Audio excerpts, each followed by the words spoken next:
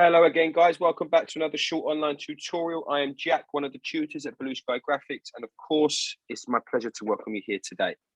The reason why we are here today, guys, is to discuss how would we return an image into black and white.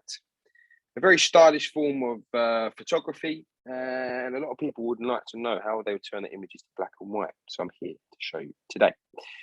The way we're going to do is we're going to use our image adjustments, okay? So as you can see, I've got my lovely image of our lady shopping here, and I would like to add a black and white theme to it.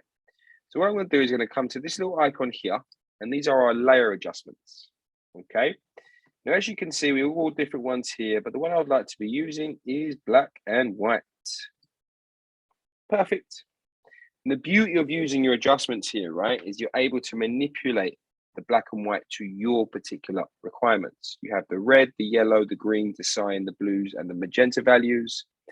And you can start to manipulate these just to get the black and white feel you're looking for.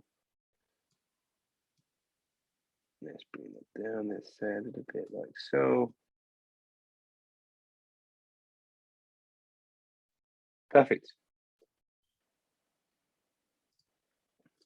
What I may even do now is let's apply a sort of grain effect here. So I went to filter gallery here.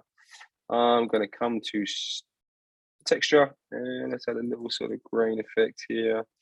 Let's go soft. Okay, let's bring the intensity down a tad. Okay, let's move like that. There we go. Press OK.